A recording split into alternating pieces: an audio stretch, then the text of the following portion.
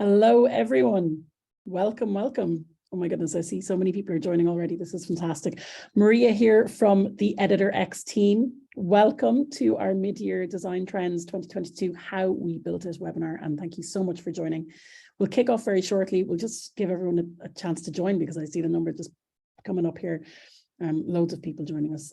Once you're settled in, tell us how you're all doing. We'd love to know where you're all joining us from. I am in Dublin, in Ireland, where the sun was shining, not so much anymore, but look, everyone's still in a good mood. The rest of our team are streaming in here from Tel Aviv, where I'm sure the sun is shining today. And Lily too, our other special guest, is joining from New York, where I would also say you have some good weather there, Lily, am I right? Yep. Oh my there goodness, we go. I was muted, but we are. It's beautiful so far. Amazing, amazing. Well, you should send some of that our way because we could do with it here in Dublin. But there's no rain for a change. Oh wow, look, we have people from Vienna, Boston, Edmonton, Alberta. Hello to Tamim in Dubai. We have Noah, the amazing Noah, one of our community leaders. They're in Huddersfield in the UK, Christine in Vienna. Wow, more people in Tel Aviv, Canada, Athens. This is fantastic. Yeah, and it's rainy and grey for Dom in London there as well. Hello from Ecuador, Spain, Tampa. There's so many here, folks. I could go on and on. But look, I think we are ready to begin. So let's kick off. I'm Maria from the EditorX team. We're so glad to have you here. This is How We Built It. We are joined today by our experts for a walkthrough on the EditorX 2022 Mid-Year Trends Report built on EditorX. And today we're going to see how the team created this gorgeous site using EditorX's features and abilities. Before we kick off, folks, I'm just going to make a quick note on commenting. So just be sure, first of all, to select all panelists and attendees when you are talking in the chat, because we want to be able to see what you're saying and get that discussion going. And also, please, for questions, please use the Q&A box, because we'll be collecting those as we go, and we're going to wait until the end to answer your questions. So if you do have a question during the session, be sure to drop it into that Q&A box, and we will do our very best to pick that up at the end. And lots of you also sent us some really great questions in advance, so thank you so much for that. Some of them will be answered during the session and the rest at the end of the session.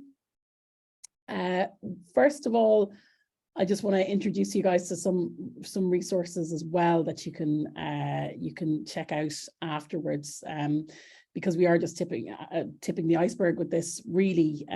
But you can check out Academy X. Go to editorx.com/academy, and if you haven't already, be sure to check out our forum, Community X. Our team, people who are joining us today, such as Ido, Danielle, and Anastasia, are active there, and there's lots of lively chats about creation, discussions, and sharing there. So do sign up to those conversations, sign up to join those conversations as well, folks. That's editorxcommunity.com. And as always, you can also reach our team directly by emailing hi@editorx.com.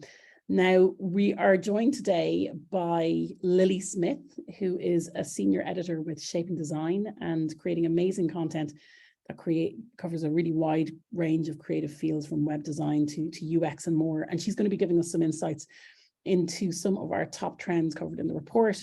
And after that, I will be handing over as well then to some of our absolutely amazing technical designers, Ido, Anastasia, and Daniel, who will walk us through the different sections that they built in the report. So that's enough from me for now. I'd like to hand you over to Lily, who, as I mentioned, will kick things off by walking us through some of those top trends that are featured in the report. Over to you, Lily. Thanks, Maria. Hi, everyone from sunny New York. As Maria mentioned, my name is Lily Smith. I'm the senior editor of Shaping Design, which, if you're not familiar with it, it's a publication by EditorX that helps professional designers like you stay ahead of the curve. It's articles that provide inspiration, insight, and the technical know-how to build incredible websites on EditorX. So now to why we're here today. Earlier this month, Shaping Design launched its mid-year design trend report, which included some of the biggest web design design trends impacting designers so far this year. This happened after months of research and working with the design team to scour the internet, web portfolios, digging into macroeconomic and social trends, and talking with professional designers and top agencies about their work. After that, we landed on these 7 trends that are shaping the zeitgeist this year so far. I'm going to give a little preview here, but if you haven't checked it out yet, please go to the blog and do so. Our in-house design team did an incredible job of bringing all of these to life on the design landing page built on EditorX. Again, more on that later. And I guess really right now, so let's briefly go through them. I'm going to go ahead and share my screen.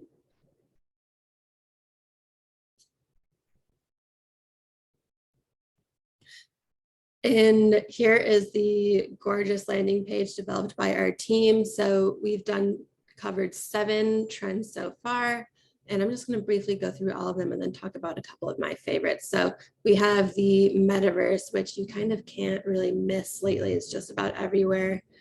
Digital fashion is another related to the metaverse. If you're going to have an avatar in a virtual space, you want them to look good. Web Kitsch is one of my favorites. It's really talking about Y2K nostalgia and the aesthetics that we're seeing make its way across the web. 3D interactive elements, dopamine colors. This is what we're calling, really kind of happiness inducing hues, bright, vivid colors, yellows, reds, greens, that are a nice contrast to a lot of the black that at least I typically wear and I'm actually wearing right now. 3D lettering. So this is another one, and our design team put together some great renderings here that are really, really cool. And last but not least, Zen energy. So let's talk about a couple of my favorites. The first is going to be the metaverse. Let me scroll back up to the top of the page here.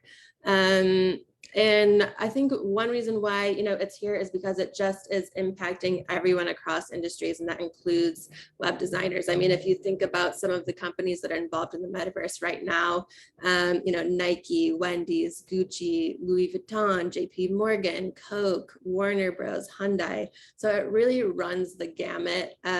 This is something that is just kind of burgeoning. There's expected to be hundreds of billions of dollars invested in this space by 2030. And so, if that is something that as a digital or web designer you want to get involved in, there is definitely room to. There's a lot of open positions and money being thrown around here, but I would say it's also similar to the very early days of the internet. It's hard to know exactly what the future will look like, but even though there's some things to be skeptical about, regulation, inclusivity, there's also room to get in on the tech early if you want to. So some skills designers might need if you're interested in this, learning Unity, AR toolkits based on mobile devices. It's a good time to tighten up your AR, VR skills, and your HCI or human computer interaction skills. But again, it's not going anywhere anytime soon. I'm excited to see where this goes. So the next one I'm going to talk about is kind of like the opposite in some ways. That's going to be Web Kitsch. As a more is more type of gal, this is one of my favorites right now. It's a really refreshing contrast to a decade and a half of minimalism that we've seen across the web, especially in kind of the tech and startup spaces. And it's really another example of how the design pendulum is swinging away from kind of clean and corporate that's dominated branding and web design. And what this really means is harkening back to the early days of the web, Y2K, where things were a little bit less polished and it was less templatized, and I would say arguably a bit more weird. So this also means, in practical design terms, bright colors. It could be memes, GIFs, kitschy web designs that could have been made, I would say, by like a very online blogger friend of yours circa 2000 as much as like a professional in 2022. And that's kind of the point. I mean, we spoke to David Chathas, he's a design director at Wieden & Kennedy Portland, about this, and he told us from a design perspective, we're reliving 1999 to 2006, but through a Gen Z lens. It's Y2K nostalgia reinvented with open source access to 3D software. It's new metal meets the limited two, and everyone and everything gets a butterfly. So I think we're seeing some of that here. I mean, default fonts, patterned backgrounds, old school browser windows that convey an amateur look, even if, of course, you as a web designer are anything but. So this is another one of my favorites. We're seeing this with a lot of Gen Z brands, DTC beauty brands. So excited to see more of that mixing things up online. Another one I'm going to talk about is dopamine color palette. So this is another one I love. It's super saturated, vivid colors, you know, things that are going to get me to click and have fun with the site. Also, like, the world's dire enough. I'm glad to see people having fun online with color. And again, this is another example of how fashion and web design can correlate. Same with web kitsch. The dopamine color palette term first came from fashion. Started seeing people dressing in bright colors over the past few years, and it's making its way online too. So this is also appearing in a lot of different sectors. Seth Rogen's weed accessories brand Houseplant used it. Nike used it. UK's Somerset House, which I think we have here. And then also a lot of independent studios. Pard is one, Mireille is one. It's used in TV. It's used in like food and beverage. So really excited to see this one making a splash online too. So those are the three I'm going to cover right now before briefly passing it back to Maria. But I mean, I think a question a lot of designers might wonder when seeing something like this is like, okay, great, but like, why should I know these, you know? And it's not as if you have to follow them or say, add a bunch of Y2K elements to your website, but you know, what I would say is being aware of trends like this gives you a sense of the broader cultural shifts that are shaping the industry and can give you kind of more specific sense of your users' interests and how these kinds of changing aesthetics like color use or Y2K nostalgia, you know, why those things are looks that your audience cares about. So, I mean, I would say generally with web design, we all know it's about understanding user intent and understanding trends and why they happen is really one part of it. So with that, I would encourage all of you to give it a read over on Shaping Design. But our team of in-house designers also beautifully visualize the trends on this landing page, as you can see here. And today our designers will show you how so you don't just have to read about the trends, but you can also make them your own. So with that, Maria, I'm going to pass it back to you. Can't wait to dig in. Amazing. Thanks, Lily. Love those dopamine colors. Looks so good. And that would be shapingdesign.com would be the way to get to the blog and to the trends report, Lily. Is that right? That's right. Yep. Amazing. Great. Yeah, it's definitely worth checking out, folks. Okay, great. Thank you so much for that, Lily. And we are going to hand over now to technical designer from the Editor X team, the magnificent Ido. Hey, all right, I'll just share my screen. So hello, everyone. I'm Ido. I'm a technical designer from the Editor X team. I'm joined here today by my friends and teammates, Anastasia and Daniel.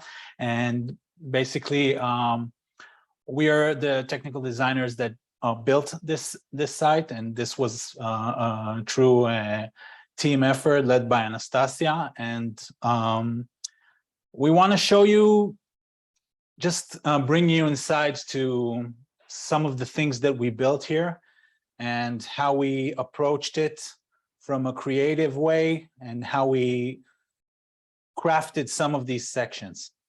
So we're going to start off with the web kitsch section, which is this one. So basically what we have here is, what we have going on is this sort of window that we created here.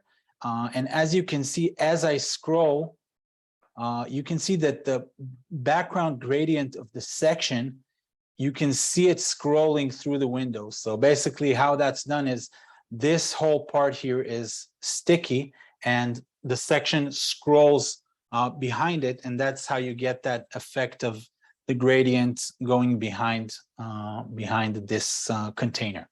And also we have these sticky cards coming up as we scroll the screen. All right, let's dive into the editor and we can see how this was built. All right, so we're not going to start absolutely from scratch. what we have here is part of the section already built. Basically, the bottom part, we're not going to touch now. We're going to show how we created this window and this scrolling. So if we take a look at this section here, we can see that it's basically a section. It's divided into two grid cells, which one of them contains this really tall container, and this container on the bottom in the second row of the section. And if I select this container that's in the first row, and I look at its grid properties, I can see that it has 1 column and 5 rows. So basically, everything in Editor X is a grid, basically a section, a container. They can have only one cell, but they are defined as a grid by default. So here, what we have is 5 rows. You can see them divided by these dotted lines here. And each one of these rows has a height which is calculated. And the height we used here is 100 VH, and that means 100% of the screen height, minus 38 pixels. And the minus 38 pixel is coming because we have this padding here, and we want to calculate that out of the height of the rows. All right, so let's see what we can do with these rows here. So first thing I'm going to do is I'm going to drag in a container into the first row of the grid. And I'm going to stretch it out. And as you can see, it already comes with a 1x1 grid, but I'm going to change that. And I'm going to choose other because I want a custom grid configuration. So I'm going to choose 3 columns and 3 rows. And we get something like this. What I'm going to do next is I'm going to remove the background color from that container. And we're going to change the setting of the grid a bit. So I want the middle column to be a bit wider. And right now they're all set to 1FR, 1FR, and 1FR. That means that they're sharing the distributed space evenly. But if I change this middle one to 3FR, then you can see that it takes up some more space. Now, in terms of the rows, I'm going to make this row also 1FR. Yeah, just a sec. I'm going to change this to FR, and I'm going to change this one to FR.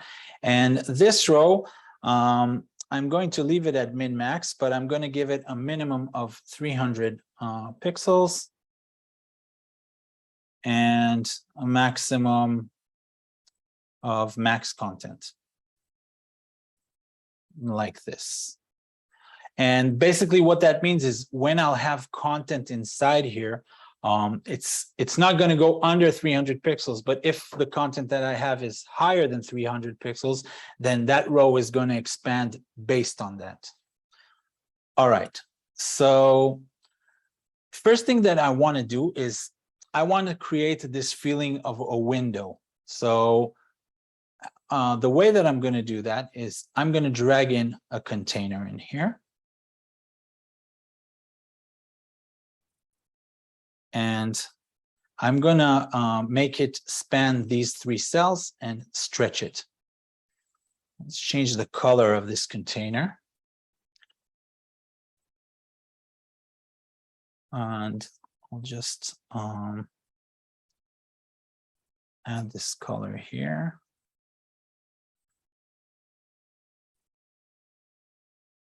Yeah, I think that's good. And I'm going to duplicate it.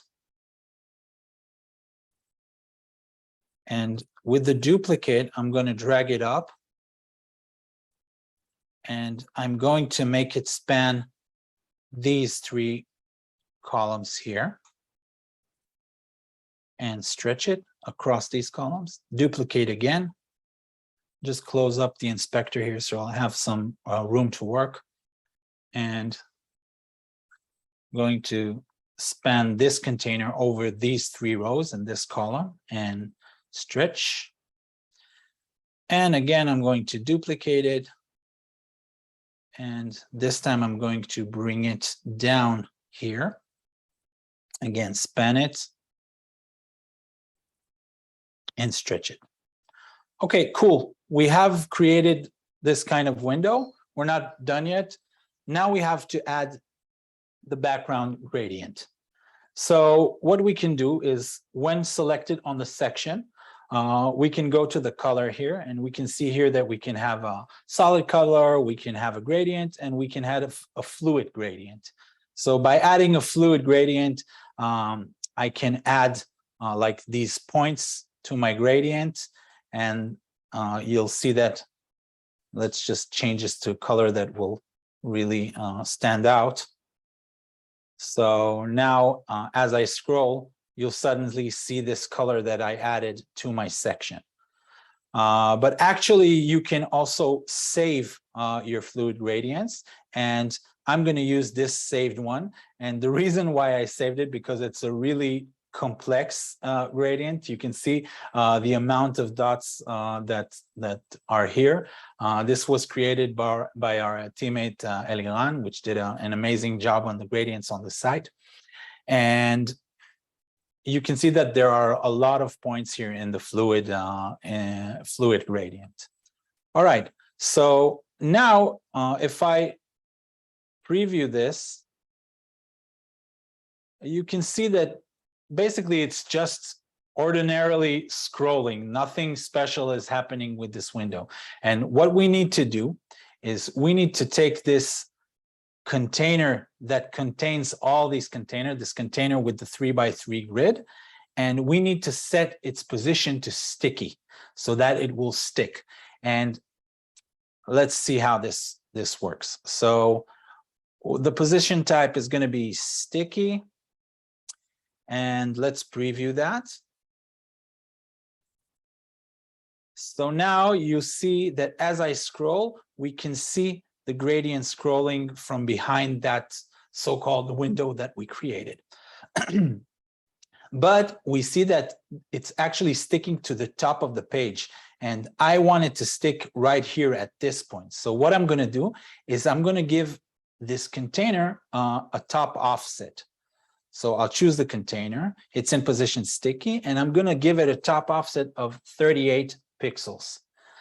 And that way, now when we see the scrolling, we see that it's scrolling but sticking with an offset of 38 pixels from the top.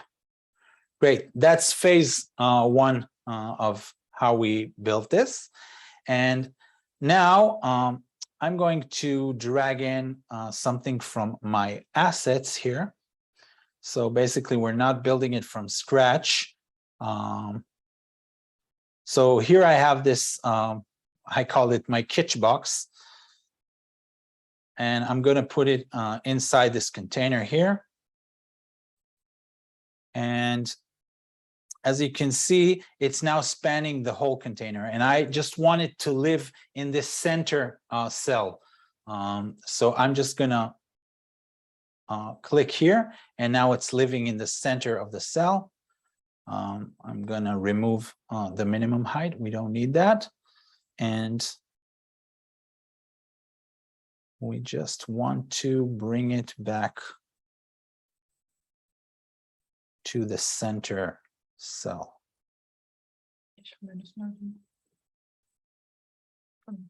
Yeah. So just remove these margins here. Now it's perfect. So again, we're going to preview. And now we have the effect that we wanted. All right. So next thing we want to do is we want the sticky cards to appear. So let's see how we can do that.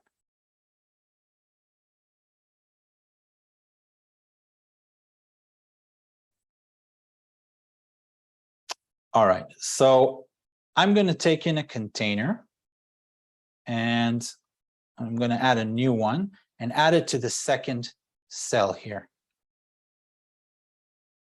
And then I'm going to stretch it to the cell. And I'm going to remove the background color from the container, set it to 0. And again, from my assets, I'm going to bring in a card that I saved, this sticky card here.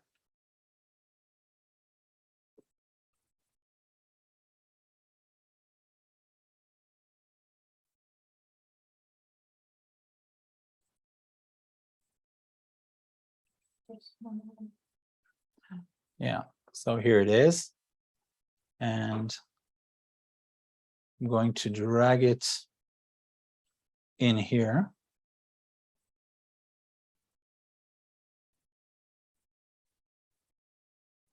Let's just try doing this from the layers panel.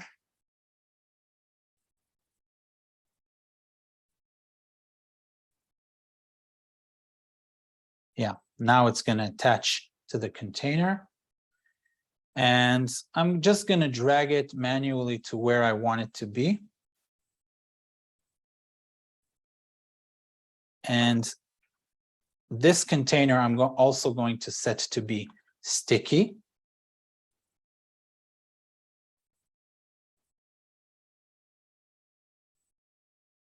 And I'm going to give it a top offset again of 38 pixels.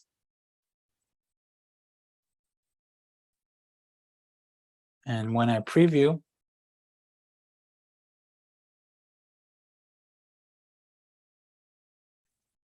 I can see that it comes up to where I want it to be.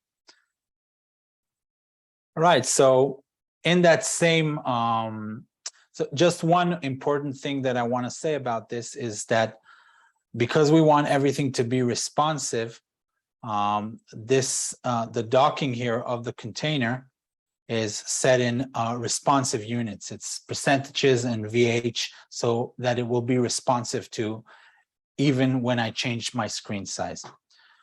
So what I'm going to do next is I have some the same containers that are undisplayed here, and I'm just going to make them display. And as you can see, all right, so what happened here is that they actually went under the section. So we'll just fix that using our layers panel.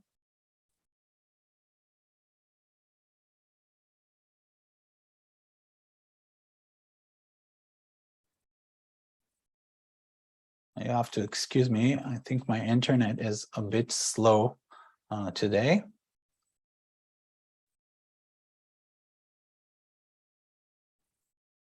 All right.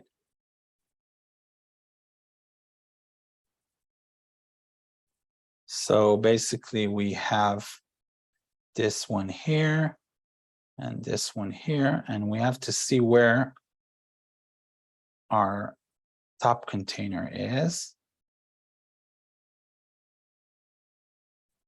Yeah, so it's here. So it needs to be basically on the bottom. I'm just going to drag it. You know what? Yeah.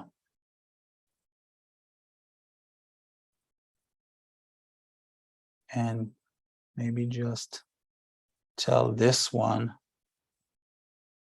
I'll arrange it and send it to the back. Let's try again.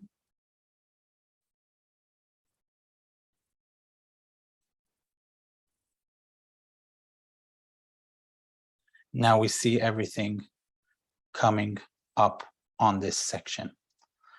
Right, so this is how we achieved this. I'm just going to go back to the live site here, and I'm going to show you this next section. This is the section that Anastasia built, and she's going to show you how to create it. So take it away, Anastasia. Thank you. So today I'm going to talk about this section, is a dopamine color palettes. And here we have a couple of interesting things to cover today.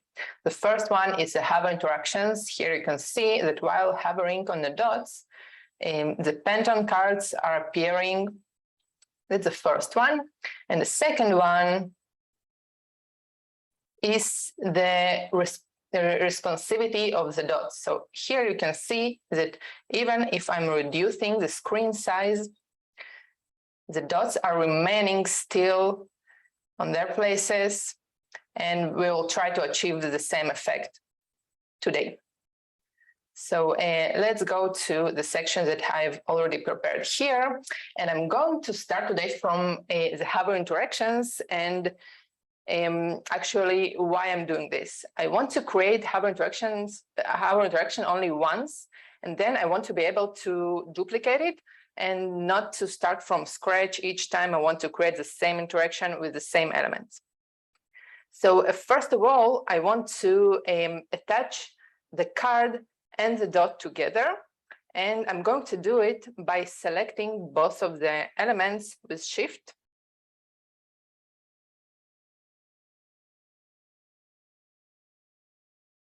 Great, and now by clicking on 3 dots, I have an option of placing container.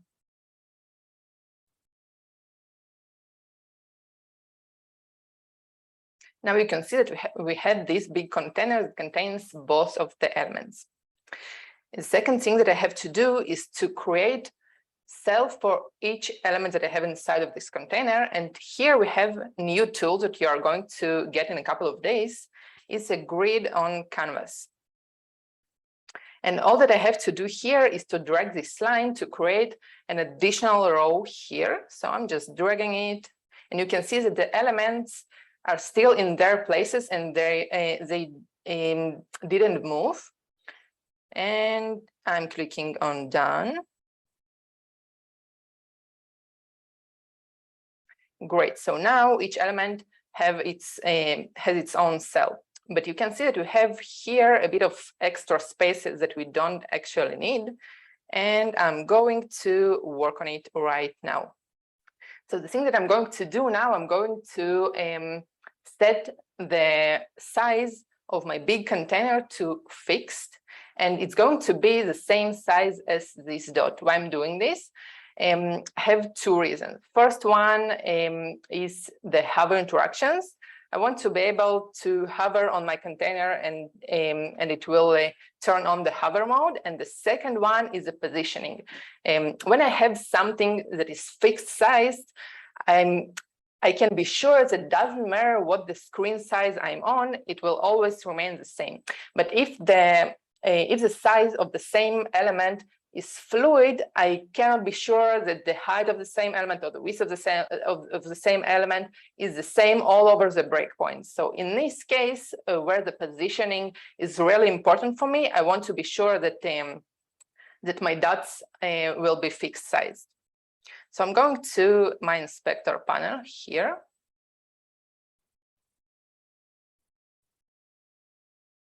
And I know that my dot is 24 pixels. So all I have to do here is to enter 24 pixels width to my container.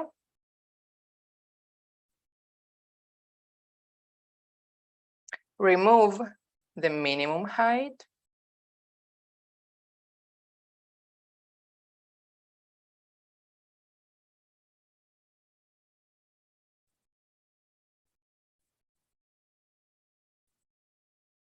And I'm going to set the height of the container to 29 pixels. I'll tell you why. Because the first row is going to be 24 pixels, exactly as the dot. And the second one, I just want to give it maybe 5 pixels of the height to keep a bit of space to my card. So let's select here pixels as well. And let's switch it to 29. Great. And as Sido said, each element that you have here, section or container, it has grid. So even that we set here the width and the height, we also have to check that here in the grid, we have the same values. So let's go to the column. We have a bit of issues with our internet. Maybe we can just refresh. And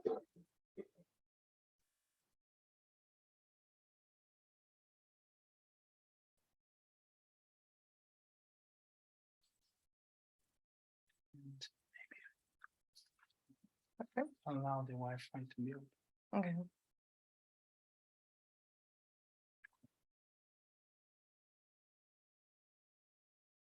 I'm just going to make it real fast now because the changes that I did are not saved. So let's just make it real fast. And we were here in the columns, 24 pixels. And in a row, I'm going to add one more. And this first one is going to be 24 as well. And the second one is going to be 5 pixels. Not in a minimum, but pixels. Great. So now I'm just checking that all my items are sitting in a proper grid area. And here you can see that now the card is overlapping the dot. So I'm just going to fix the docking of the card. I'm going to dock it to the top with -10 pixels. And I will explain you why. I'm using minus margin because I want this area, I want the card to overlap the dot at this area. So I'm just using minus margin. In my case, it's 10 pixels. Okay, so I'm done with the sizing of my containers. And now what I want to start building is the hover interactions.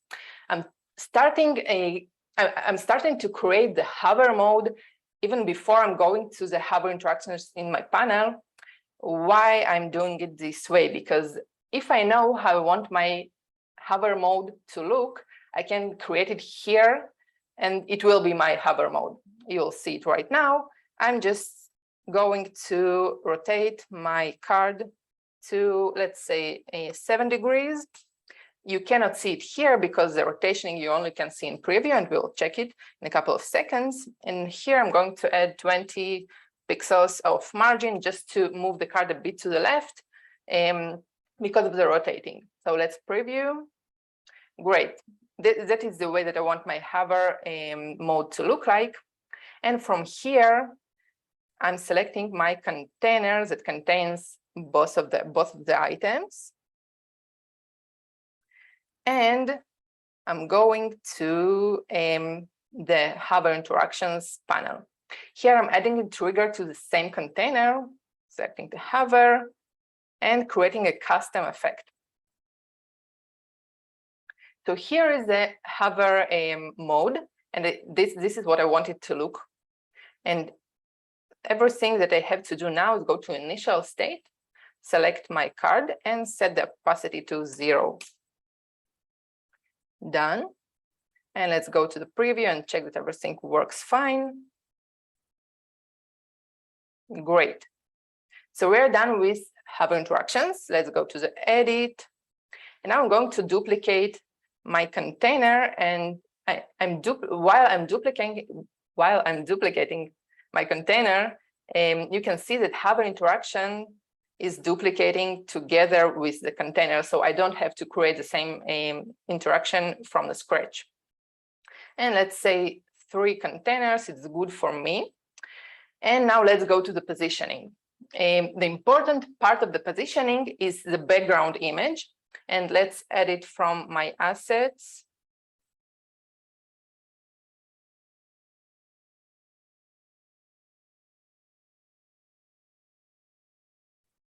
Here we go. I'm attaching it to the relevant grid row. In your case, it can be the whole section. In my case, it's only a grid cell. And now let's check that it sits in a proper grid area. So I'm clicking this one and I'm removing all the margins. Now you can see that my image is above the dots. As you remember, we have 1 dot here. So the way to fix it is exactly the way that you have in Figma or Photoshop or any other design tool that you probably know, you just have to drag the image beneath the containers. So this is a way to fix also the visual order of the items and the elements. So we have these dots, and the next part is the easiest part.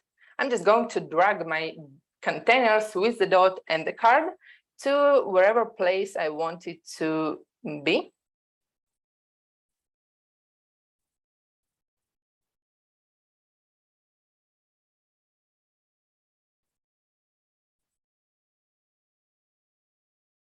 Great, so now let's see how it looks on the smaller screen with. And pay attention that it doesn't look good. So you see that this dot is not on its place, and this also. Why is it happening? We have two reasons for this. First one is my containers grid row. You can see that I have a minimum height for this row. So when I'm going to the smaller screen width, this 800 pixels is still there. So my image at this point much more smaller than 800 pixels. So what I'm going to do is to insert 20 pixels here, just to keep the small value in case I'm taking everything from this grid cell and I want it to keep a certain amount of height and not to collapse. And the maximum content in maximum, it means that in each point, my image is going to define the height of the row. It's the first step, and the second one is the positioning of the containers. All that I have to do here is to remove the docking from the sides and to dock it to the center and to the middle at the same time. You will see this dot blue, and let's also check that all the margins that we have here are in percent. So I have pixels here, I'm just switching it to percent, and I'm doing the same for all the containers that I have.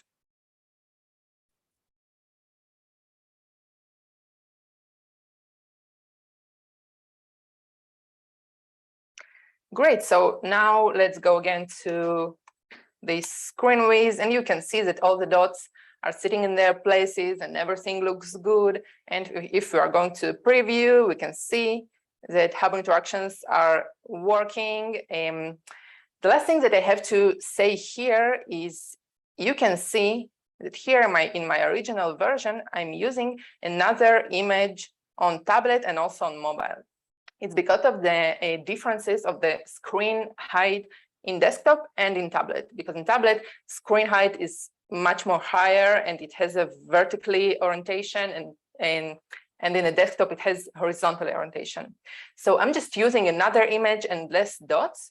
And if you want to do the same, all you have to do is set the existing image that you're using here on your desktop to don't display, and place another new image on the relevant breakpoint is here, desktop, tablet or mobile. And then you will have to select the same containers and do the same action that you did right now. And small hack, not a hack, but you can drag container. As you remember, we have this docking set as we want it to be, and we don't want to change it.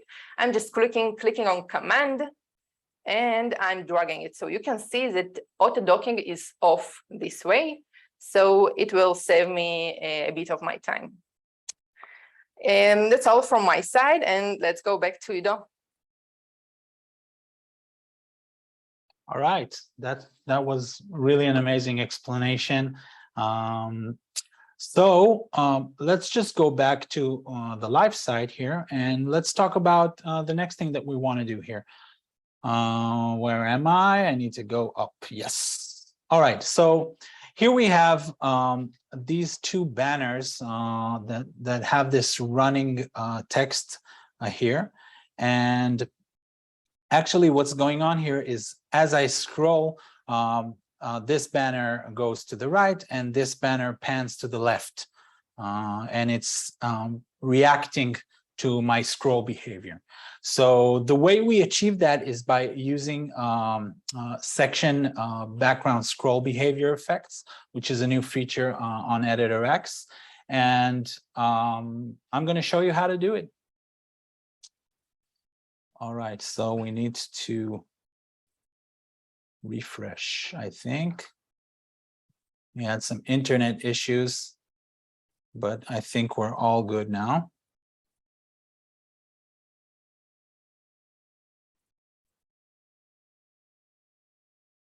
So in the meantime, I'm going to tell you that the way that we achieve this is by using the background scroll effects. And basically the text that you saw on the live site is not a live text. It's an image of a text. That's what we use there. And now that it's loaded, I can just show you how to do it. All right. So basically here I have two sections.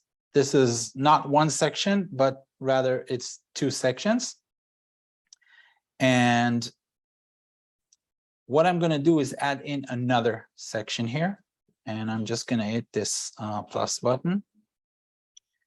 And I'm going to set the height here to be 74 pixels. This is the height that I want. And then now I'm going to go to the section itself, and I'm going to choose, let's first choose the color of the section. So we have this color here, the background color. And now we can add an image or video and go to my site files. And here I have this text. So I'll say change background. And now this image is basically the background of my section. All right, so we still have this section protruding out of here. But first, let's just put on the effect. And this, guys, is so simple. You just go to background scroll effects on the section. And I'm going to choose pan right. And if I preview, you'll see that as I scroll, my text is panning to the right. All right, so we still have to take care of these, this section like sort of protruding out.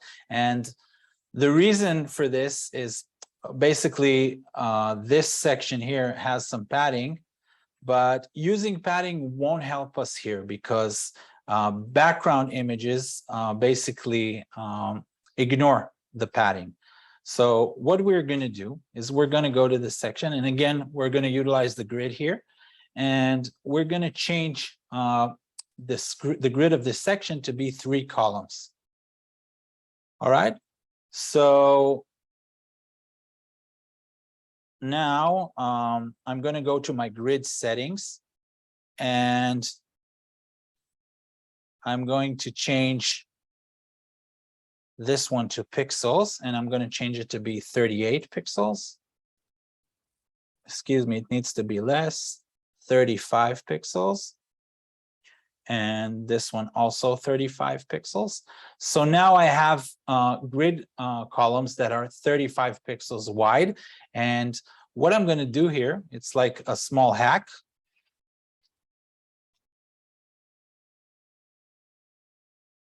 And I'm going to add this container here and bring it in to the first cell. And then I'm going to stretch it. And let's change the color of this container. So yeah, I need to take this color from somewhere. Let's just see what color we have here. So basically it's A1, A1, A1. All right. So I'm going to change the color here to be and apply. And then I'm going to duplicate this container and I'm going to send it to the 3rd column and stretch it. And now when I preview, this is the result that we were going for. And to create the second banner, it's really easy. So basically what I have to do is duplicate the section. And then here, instead of this panning right, it's going to pan to the left in the scroll effect.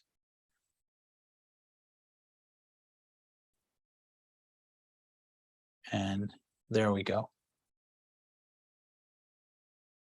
All right, so let's go back to the live site. And Daniel is now going to show you how he built this amazing section that we have here. We have some rotating elements here and this cool hover interaction. So take it away, Daniel.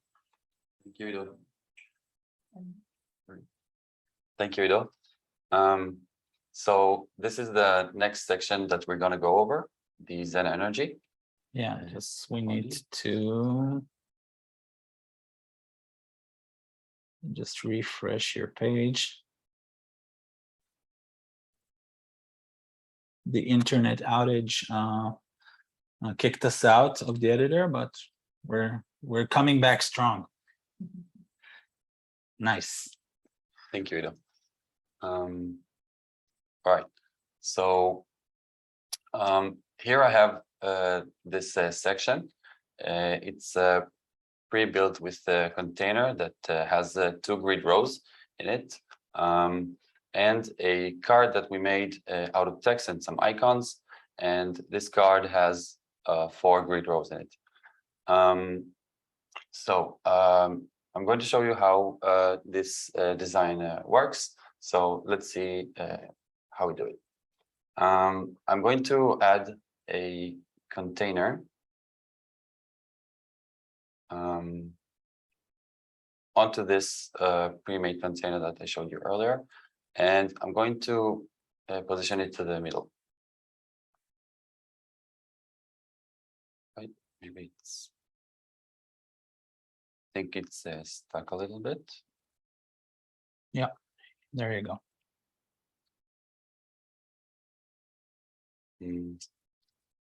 Still, maybe something. Sorry, our internet is a little bit slow, I think. It's not responding. So maybe refresh again.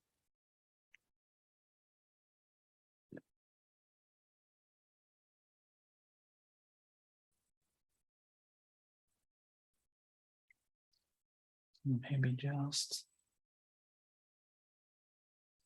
close out this one and this one.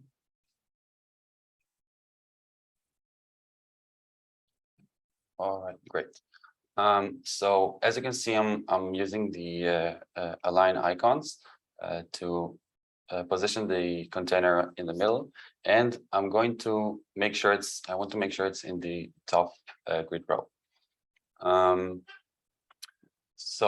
next step is to add the gradient, the round image that also Eliran, our designer, made. Just a second. All right, and that as well, I'm going to position in the middle. And I'm going to add to this container here that the image sits in a padding of 1.7%. Because I just wanted to make some space between this green card and the image. So the whole container is getting a padding of 1.7% from all sides. Yeah, that's right. Cool. So the next step I want to do is I want this image to look as if it's cuts the shape of the container like so, but I don't want this part to be visible. So I'm just going to apply some minus margins, and let's see how it goes. So I'm docking this container to the top, and I'm applying minus 45%, something like that. And I think, I chose the image. We need to make sure it's the container.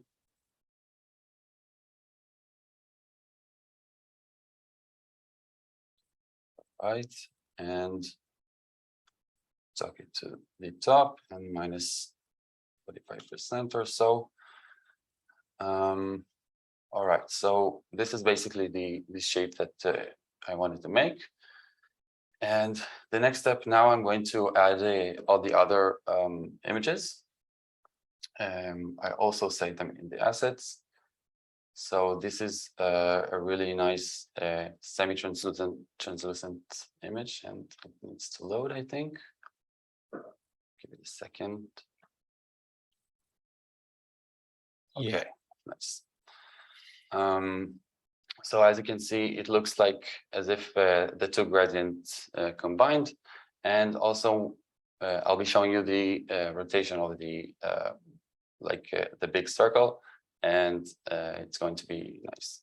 So the next step is to add the smallest gradient that we have, and also position it to the center. And I'm going to add also the container that is going to act as our hover trigger to show the video. So let's add the container. And this as well goes to the center like all the other elements. And in here, I'm going to give it 999 pixels from all sides of the border radius. So it's round on no matter how when I want to make sure that every time that I resize my screen, it will stay a perfect circle. And let's put a size of 10.3%. Also from the minimum height. Okay. Nice. So basically this way, when you're giving it 10%, 10.3% width and 10.3% height, then it will remain like a perfect square. And because you have rounded edges, it's going to be a perfect circle. Right, right. Thank you. So I just forgot to put the video, so let me just do that as well. Let me go to the assets, and all right, I'll drag it to the stage as well. Just going to reorder this a little bit, and I'm positioning this in the middle as well. And okay, so I need to rearrange this. Sorry. Oh, sorry. The opposite way. Okay, so I'm rearranging to the layers panel. I can rearrange the levels of the layers. All right, so the next step is now I'm going to show you how to make the hover interaction. It's similar. Basically, it's the same way as Anastasia showed you. And so for this, I'll go to the container. I'll choose add a trigger and hover. And the affected element is going to be the video box.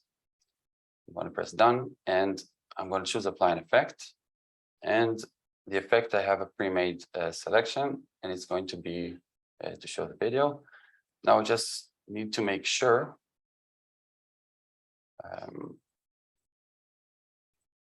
okay, so there isn't, let's see, I want to make sure it works for a second.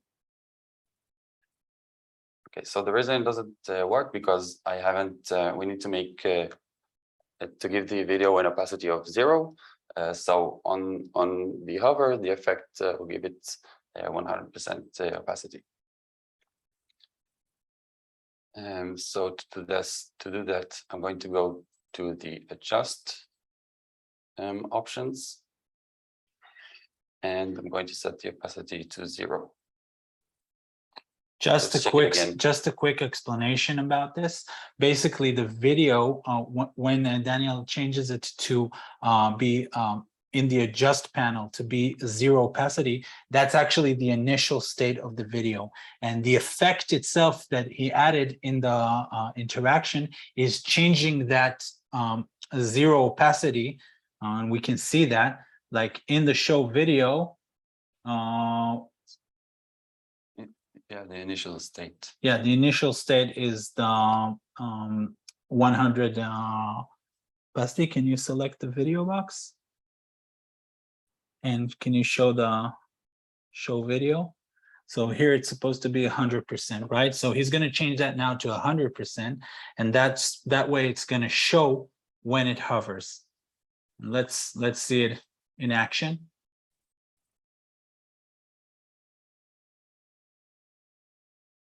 And Nice. Wow, that Thanks. looks amazing. nice.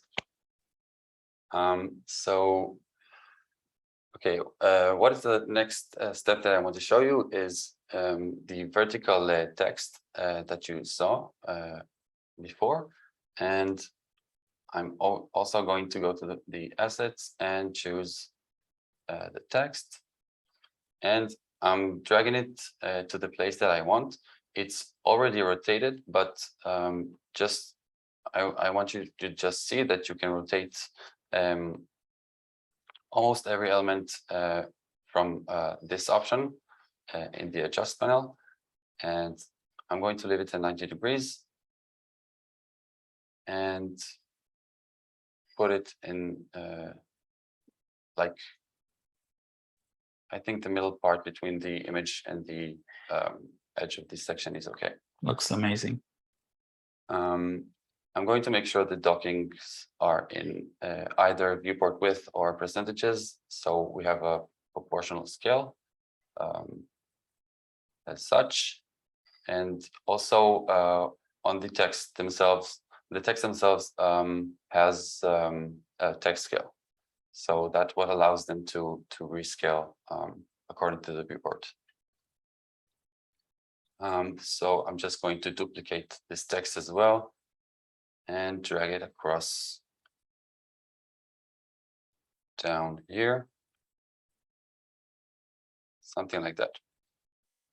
And also, again, I'm making sure the margin, the dockings and margins are okay. And right, I want this text to be go from bottom to top. So I'm going to change the rotation to 270. Nice. Like so. All right, so I think this layout looks good right now, and I wanted to make it to show you how to make the infinite rotation animation through the Velo code. And for that, I will be opening the dev mode. So here we have a piece of code using Wix animations, and basically what we do here is we call a function that is called timeline, and we choose the repeat to -1, which is going to make the infinite animation to loop when it ends. I think this code is going to be available right on the chat, and I just need to make sure that this ID of the gradient, just a minute, okay, is the same ID as here. So that's basically calls this element, and I chose rotate this 360, so it turns around 360, and the duration determines the speed. So that's that. So 15,000, the value here is 15,000 because the value is in milliseconds. So basically that's a rotation of 15 seconds, right? Right. All right. And let's just see that it works. All right. Nice. I think this is a little bit fast, but Can we just Nice. And that's it for my section. Do we have any questions, Maria? Amazing. Thanks, Daniel. I feel really zen just looking at that animation. It's beautiful. Really good. Thank you so much, guys. Yeah, we do have some questions, and I know we are a little bit over time, folks, so we'll try and take a few of them, but thank you so much for sticking around, and we really hope that you enjoyed it, and thank you so much to Ido and Anastasia and Daniel for those demonstrations, and of course to Lily as well. But yes, let's kick off with a couple of questions, and actually they're for you, Anastasia. Our first one is, how does this animation work in mobile?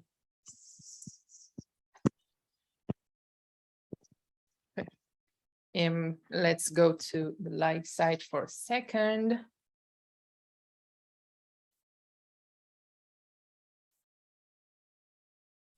And we are talking about this one, right? I think so, yes. Okay, so actually in the mobile, it looks the same way that it works on desktop and tablet. So what I'm doing, I'm just rearranging the positioning of these dots. But if I already created this hover effect on desktop, I will have it on tablet and on mobile, so I don't have to take care of it. It will work, like it's easy peasy. Amazing. And another one, how about middle breakpoints? You used 1001, how about 1200 and 1300? Can you check those too? Sure. So let's just go to this mode and find the live site. Yeah, I think you were on the live site. Is that? Yeah. Oh, okay, that's the one. So you can see that while I'm reducing the screen width, the only thing that is changing is the image. So here I'm on a tablet, almost. Yeah. Almost. Here on the tablet, so we can see it, we have a similar image, but it's a bit different because we wanted it to be higher than the image that we have on a desktop. But actually the settings are exactly the same. Because of the using the minimum and maximum height to this row where the image is sitting. And as you remember, I said that the maximum height of the same row is the maximum content. So my image is dividing the height of the same row. So I don't have to worry about the values as VH or VW or anything else. I'm just setting it to max content, and it allows this image to define the height. So this is why my dots are sitting on the right places and why everything looks really good on all the breakpoints. Here you can see the mobile, and you can also see that I have less dots here on the mobile because 6 or 7 is too much, obviously. So we have only 3 here, but it's exactly the same setting. If in case you are changing images from the breakpoint to another breakpoint, you just have to make the same actions you did on the breakpoint, but on the desktop breakpoint, but on other breakpoints. That is all you have to do. Nice. And I also saw another question from Lorenzo, which asks, how does hover function from desktop? Because on mobile, it will be on tap.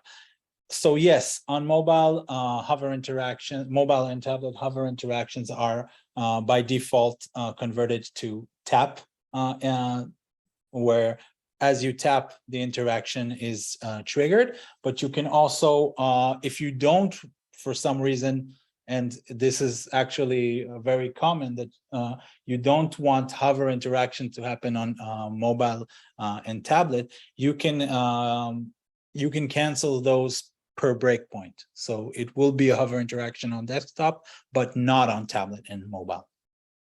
Great, thanks, Ido. And actually, another question will go back to you for Ido, if you don't mind. And I think this is a great question, actually. Do you write out on paper the docking and sizing options before getting into the editor? If I write it down on paper? So do you write it out on paper, the like docking and sizing options before? Yeah, I doing- understand the question. So basically, just for example, on this site, we're the technical designers and we do work with a design team that creates these designs. So they're not creating them on the editor, they're like doing it on and we're the ones that are taking these designs and making them on the editor. So basically, if I was to work with a design like Sketch or Figma or whatever, I would take the measurements in pixels and then convert them into a responsive size unit. But also you can build directly on the editor just by placing things around. But you just have to make sure that if you want things to be scaling proportionally, like in Anastasia's example, then you have to make sure that you're working with responsive units. So I hope that answers the question. Yeah, and there's a good follow-up question here from Chase as well. Do you, I mean, I guess the design team designed the mock-ups in Adobe or Figma for both desktop and mobile, or do you think about mobile after? Yeah, I think that's very individual. It's like an individual workflow. It might be an agency where there are designers working on a design on Figma or something like that, and it can be someone working from home and creating the site from scratch on Editor X, and then he would be just working on the editor, and that's perfect. Gotcha. And Ido, Figma or Adobe XD? Which do you prefer? Figma. Yeah, controversial question. And also, I love this one. Any tips on how to easily create 3D text? Because it looks really cool. I think that's actually a question for our design team. 3D text, yeah, it's I know it does look amazingly cool on this site. It was created by Eliran from our team. He did some amazing work here, and I think that maybe when he's gonna give a webinar, it's a good idea to show these things. Awesome, brilliant. Well, we might see if we can get some answers from the design team and add those to a post in our community, folks. I think we're pretty much up on time here. I see a last question. Does Editor X include a CMS? Definitely, yeah. So for the question, does Editor X include a CMS? Yes, it has amazing CMS capabilities. You can take data from collection and show them dynamically, either by using repeaters, or you can have options for dynamic pages where you can design one page and have it populate dynamically with different content. So yes, that's a very strong capability that we use every day. It is one of the big pluses, I think. Well, amazing. I think that's it for the questions, folks. But look, as we said, we're going to be continuing this conversation in the community. And actually, one of the best places to interact and ask questions of top creators like Ido and Daniel and Anastasia is in our official Facebook group. So please do come along there. People are talking in there and asking questions and giving advice and tips every day. So be sure to go to Facebook and search Editor X community. And we'll also post a link here in the chat. And of course, on our forum, please do sign up there as well, because you can discover the latest product releases, news about more events and webinars, and discover great content, tips and advice. And of course, I must mention our amazing Academy X as well for really amazing videos and tutorials. Be sure to check it out, editorx.com/academy.